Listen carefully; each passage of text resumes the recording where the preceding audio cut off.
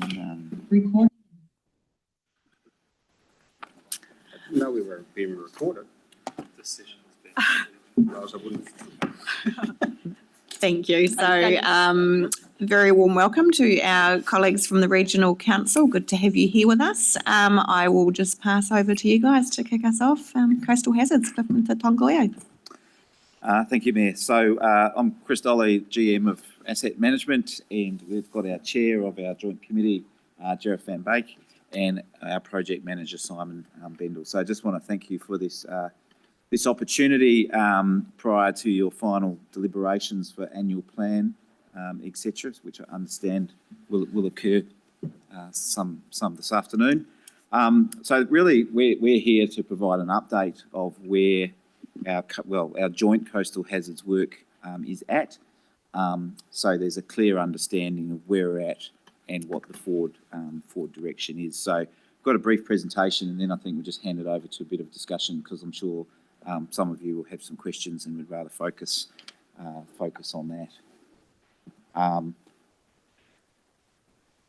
So obviously a key component of our joint committee and joint work is the decision that the Hawke's Bay Regional Council would lead the strategy eventually, and all parties signed a memorandum of transition back in 2022, and that was just outlining some of the steps that needed to occur, and some of those steps still do need to occur, and so certainly the view of the project team that there's further work to do under the Joint Committee banner. So we have developed, the Joint Committee has developed and recommended a strategy to the Regional Council, so that occurred last year. There was the big decision for the Regional Council to give effect to the strategy, and through that memorandum of transition there's also a proposed asset transfer, and so there's further negotiation and work to do around that. So that was a key sort of binding MOU on the pathway forward. This slide really just highlights that we do have a strategy. There's 20 key actions. The Joint Committee worked through the funding principles, which was a very challenging piece of work, and also noting that out of the urgent works proposed, 2 of those areas sit within the remit of Napier City Council, being Bayview and West Shore, with 2 other urgent cells being Hamoana and Tiawonga. So we do have a starter for 10 strategy to work with the community on, and a huge amount of effort, particularly through 2018, with those communities contributing to that. And this is probably an area where we'll get into a bit of discussion. So the Hawke's Bay Regional Council has formally received the Joint Committee strategy back in August. So that should not be probably interpreted as the totality of the work for the Joint Committee has ceased and the Joint Committee has been disbanded. It was put into abeyance on the recognition there may be a need to get that committee back together. But a big piece of the Joint Committee's work was done, but certainly not to the point of disbanding the Joint Committee. And then the Regional Council took on the funding model work and did a little bit of additional work through a number of workshops.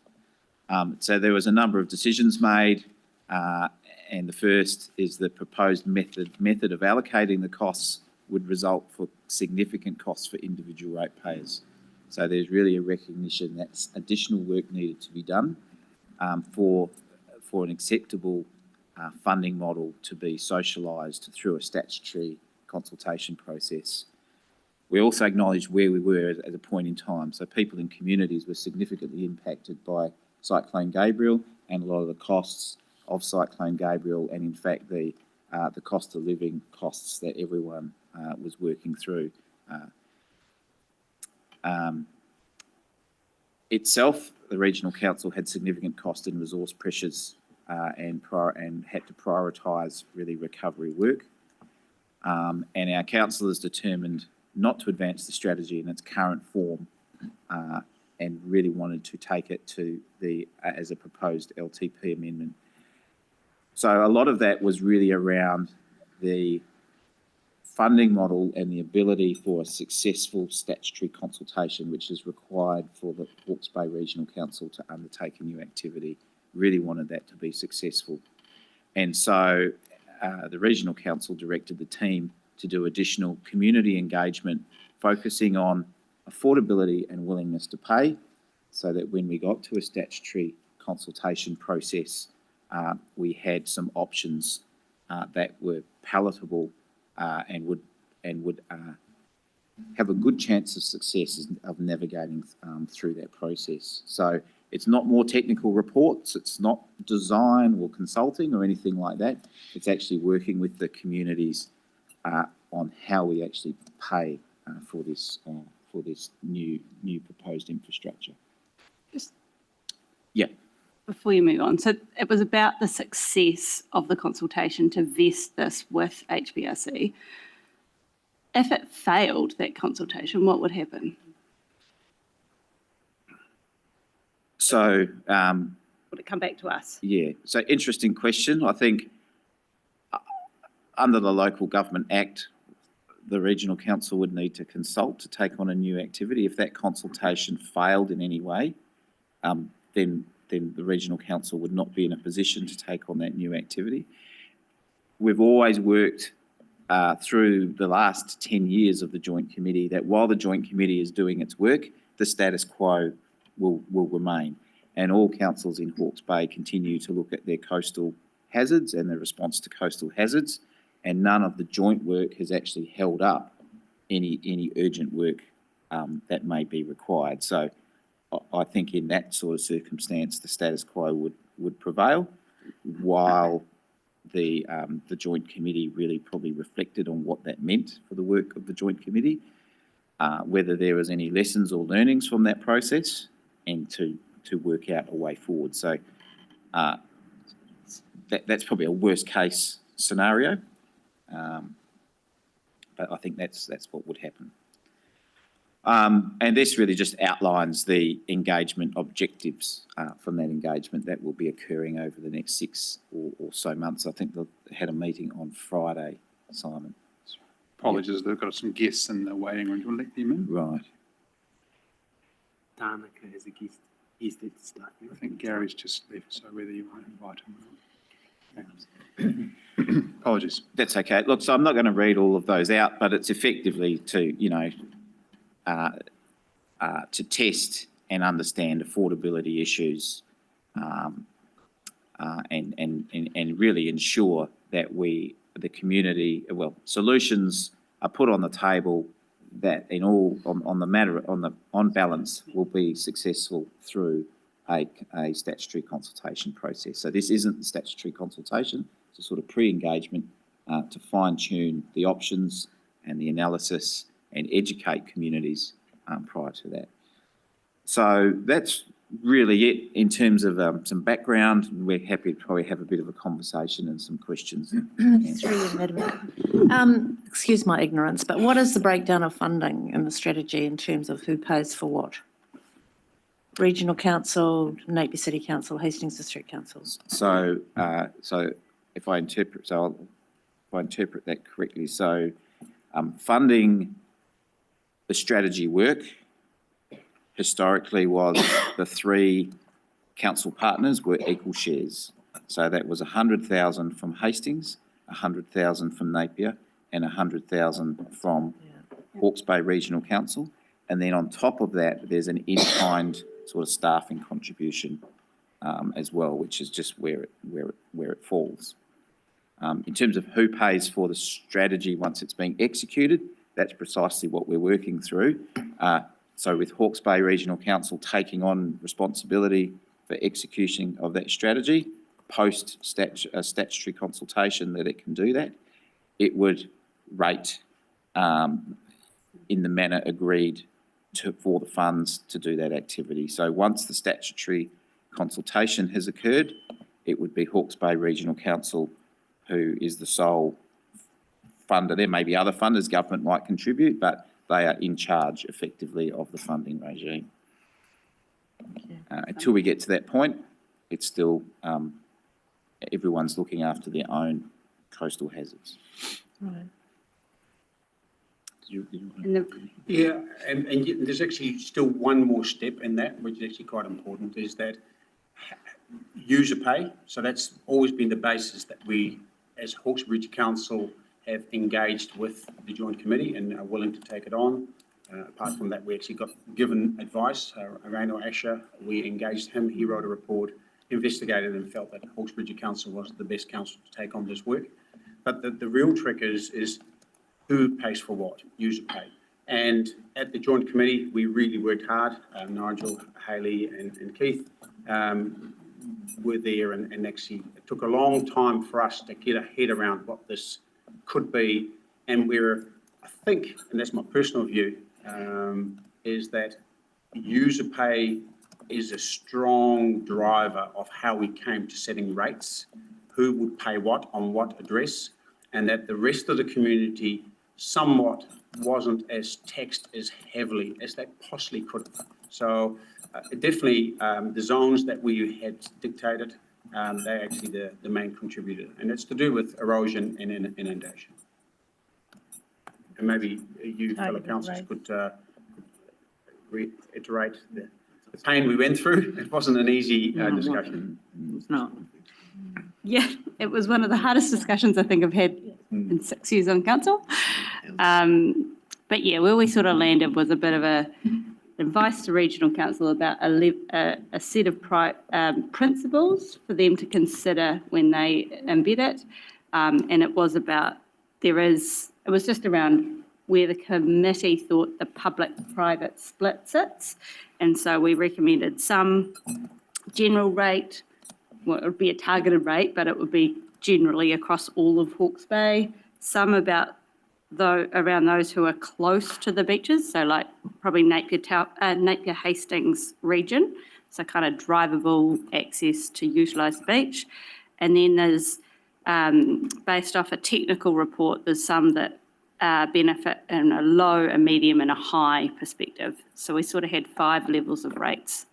And really where we're at is this next process that we're embarking on. It's about testing that with the community in a larger group, kind of more like a citizens' assembly or a deliberative democracy type approach. Yeah, and we had our first meeting on Friday, and I'm very hopeful it went really well. So. Okay.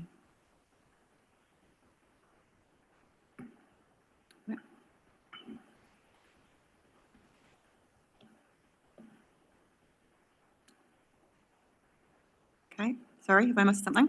If there's any questions. Any questions? Team, Richard. Yeah, through the chair. When we say that likes of user pays, and we look at, I guess, the houses along the front of West Shore. Yeah. But in front of that, there's a road that we own and a reserve that someone owns or is responsible for. Do we put any weighting on to those assets? So I believe in the model we did, and as Councillor Brown said, the layers were a general rate, then a community rate. So between Napier and Hastings, for example, they would own those reserves, the relevant reserve. So there'd be a contribution effectively for that sort of land, and then it would go down to people being protected from erosion and people being protected from coastal inundation. And so there's layers built up. And I guess there could be a lot of, and I guess there's some of the funding principles here.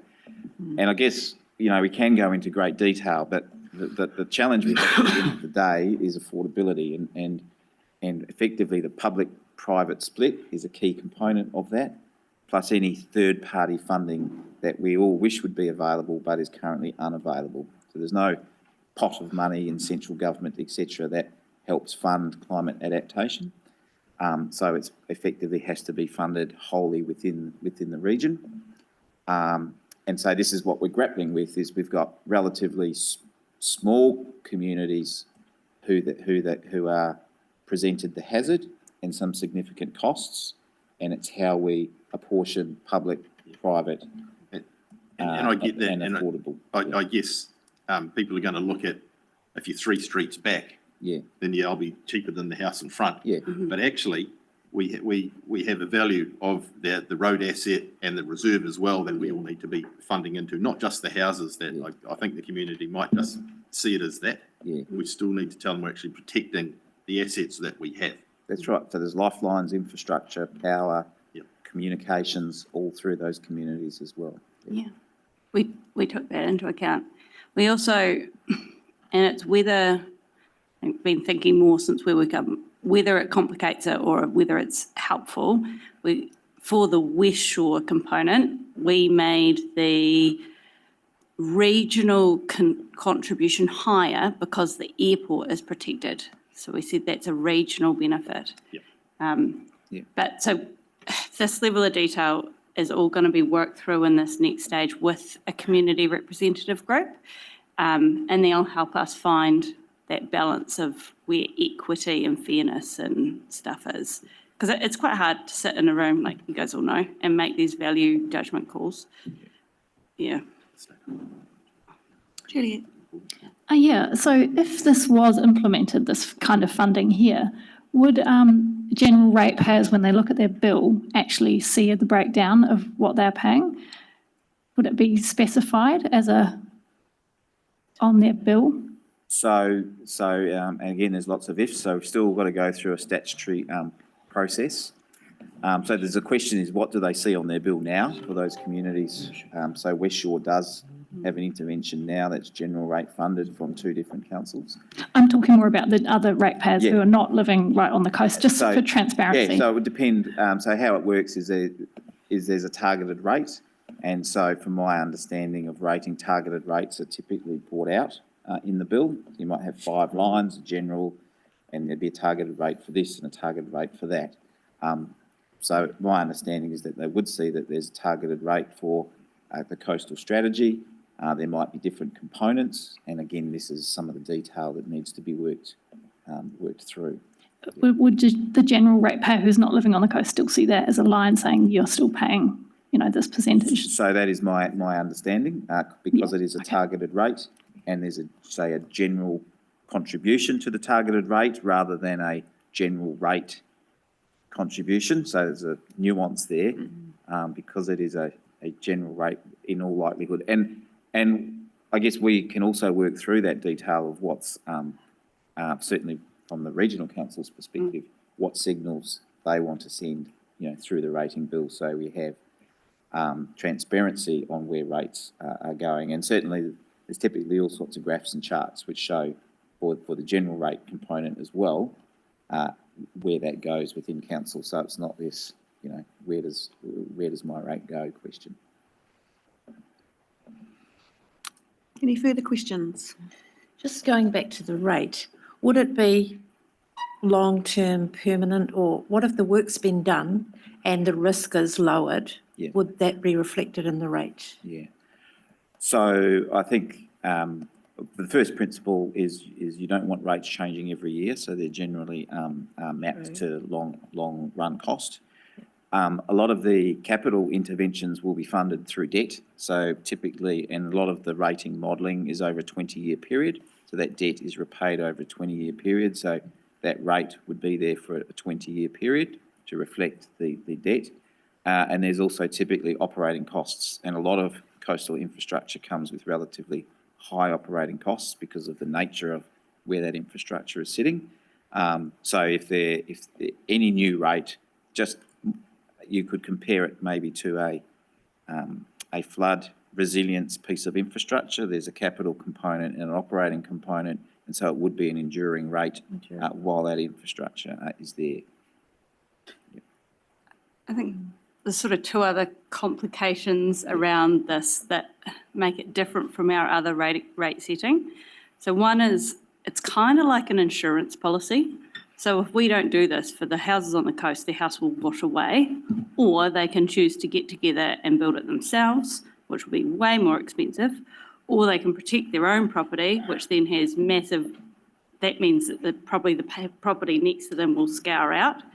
So it's kind of in everyone's best collective interest that someone like regional council does it.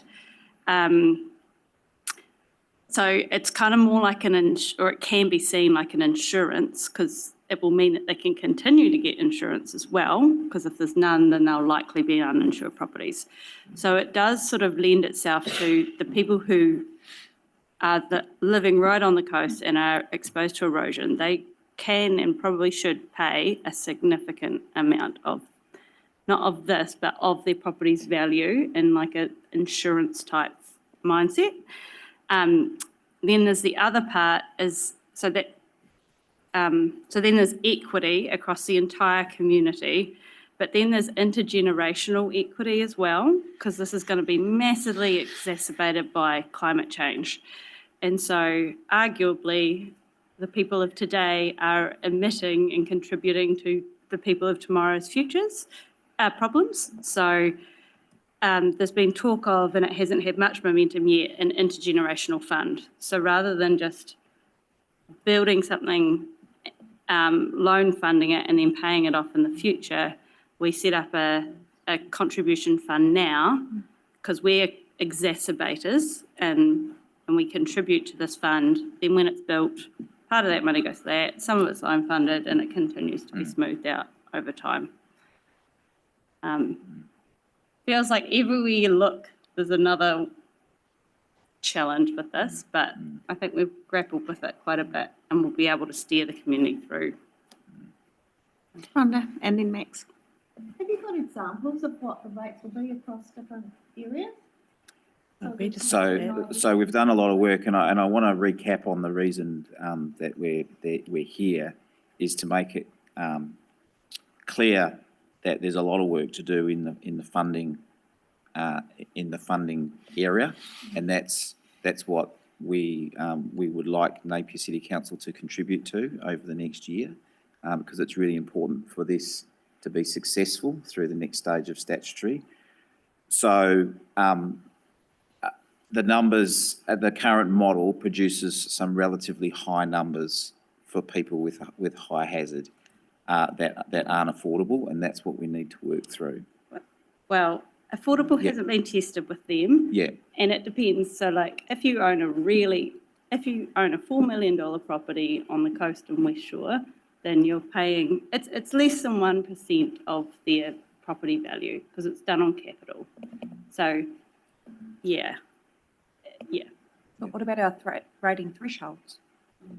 Well, so that all goes into The model. what's affordable and affordability tests and all of this. And this is what we're highlighting, is that the principles generated through the joint committee to come up with a high level model, which was then looked at through a number of workshops through the Hawke's Bay Regional Council. There was a recognition that more work needed to be done with the community to get it into a state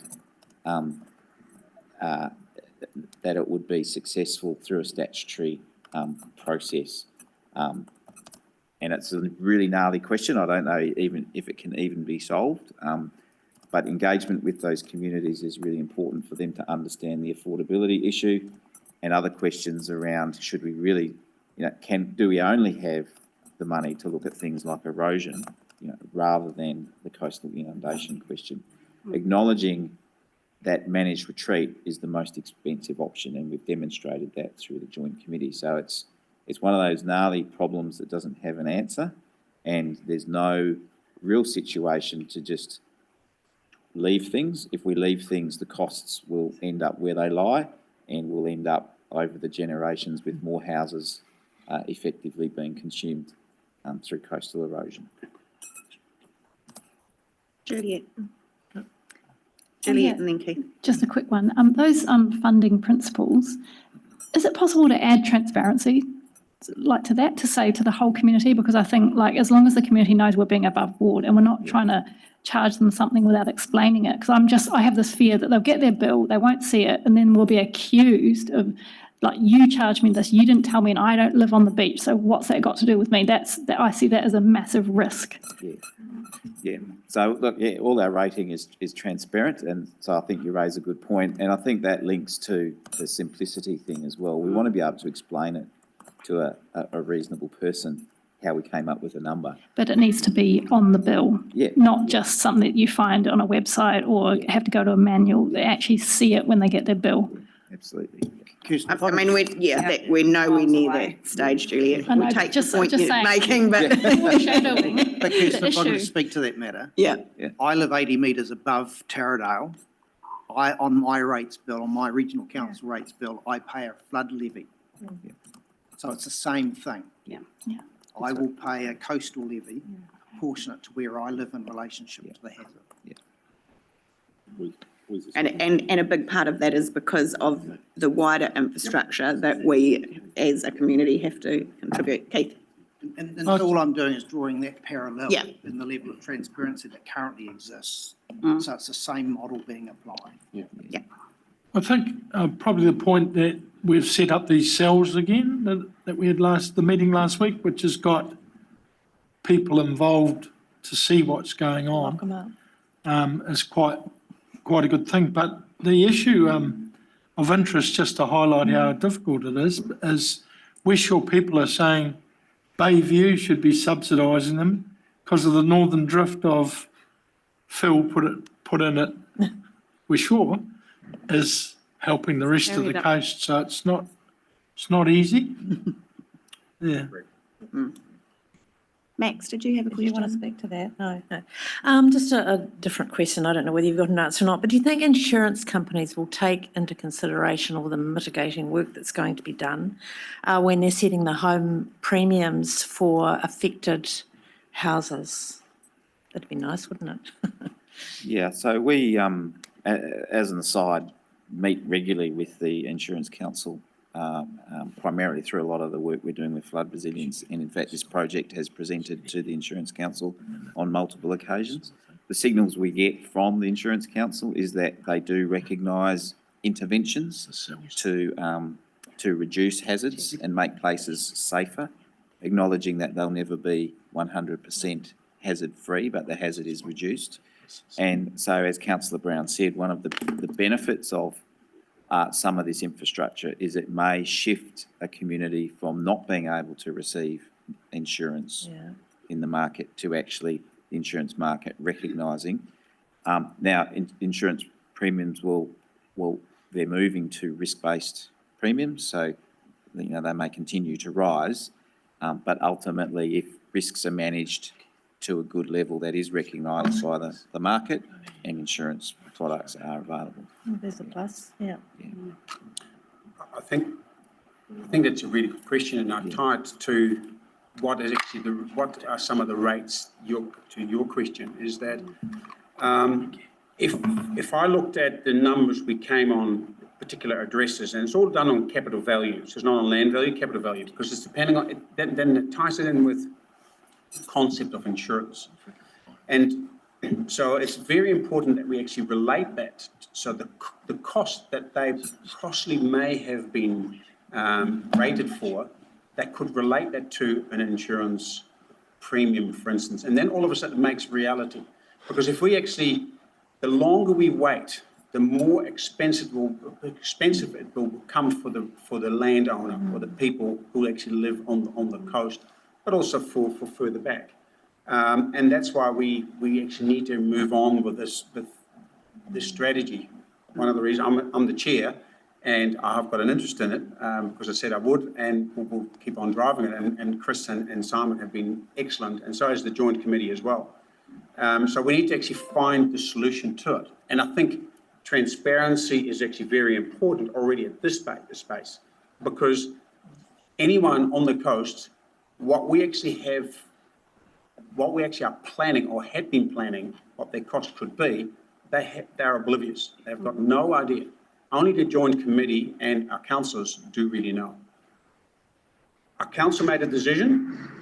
As a chair, I wasn't completely supportive of that, but we made a decision, so I have to come in line and carry on with what we've proposed. And I think it's a good proposal. But at the end of the day, what it will be is we either get an increased general funding, so the general public takes on more of the burden of what we're going through in the coast, or we find alternative ways to protect ourselves. Those are the only tools we've got, okay? And it's so important that we get that right, and we need to talk to the community about that, and that's the process we've undertaken. there is a third option that when we present all of this work to the community groups, they go, oh, what you've come up with is pretty much right, and we can see where you got. And now that we understand it at a deeper level, we can share it.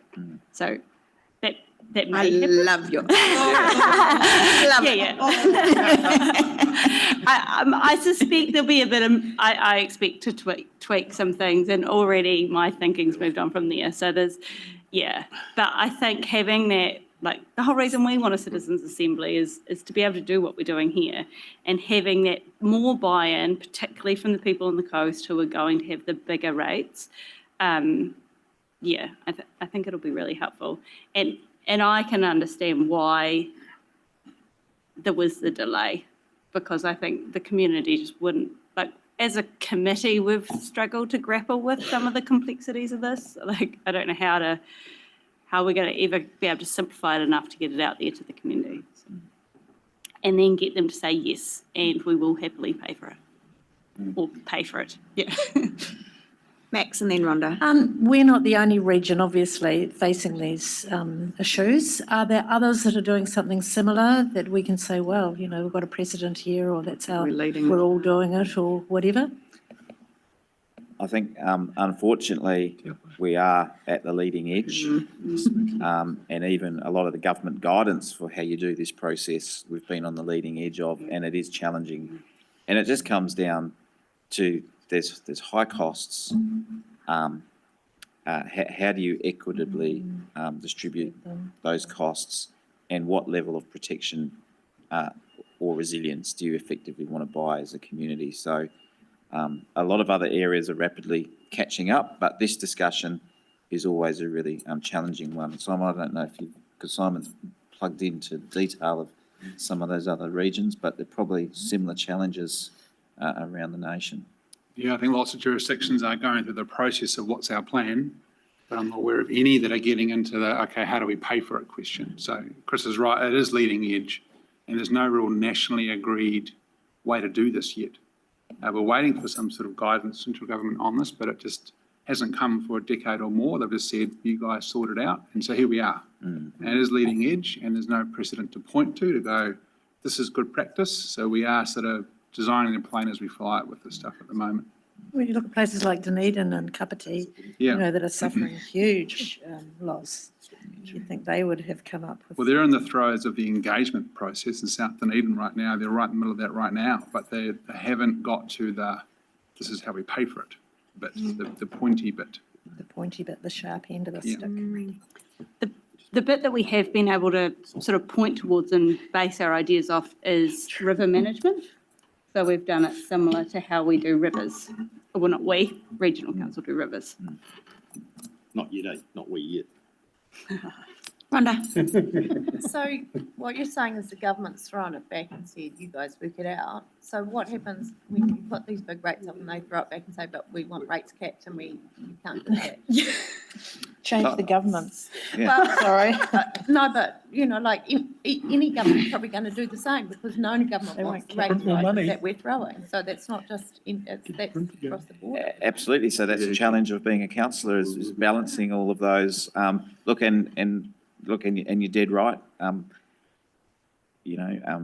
Whether we're looking at resilience to flooding, to water security, water supply, or coastal sea level rise, it's all really expensive stuff. The hazard is increasing over time with climate change, and fundamentally there's a struggle of how we're actually going to deal with it, and it consistently gets kicked down the road.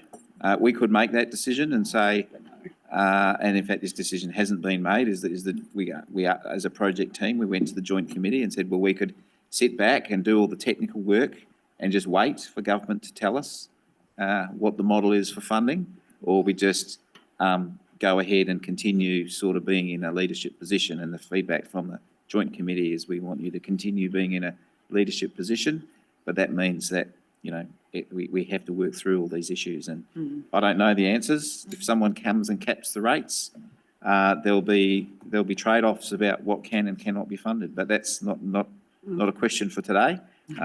Maybe one for tomorrow, but we'll have to wait and see. Just sorry, one more question.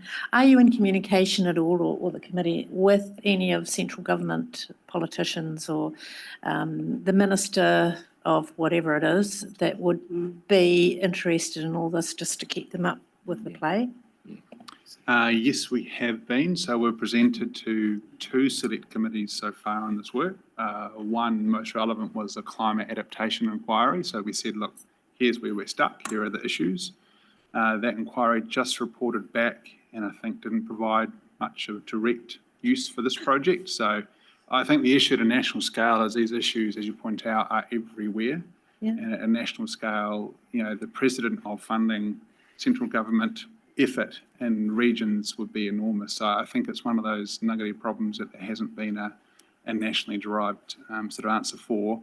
We are in comms also with some staff at MFE, for example, so they're certainly well aware of this work, but the issue of funding is very hard to engage with them on, we've found, given it's just such a tricky issue nationally. Would keep them informed anyway. As to what- We are certainly doing that, yeah. Excellent. Thanks, team. So that brings us to the conclusion of the first part of the workshop. So thank you very much, Chris and Sheriff, for coming to present with us and update us on where we're up to with regards to the process. So I understand you're heading off now, and then we'll just have a very, very brief break, team, and reconvene for the second part of the workshop. Awesome. Great. Well, thank you. For your time. Thank you. Cheers.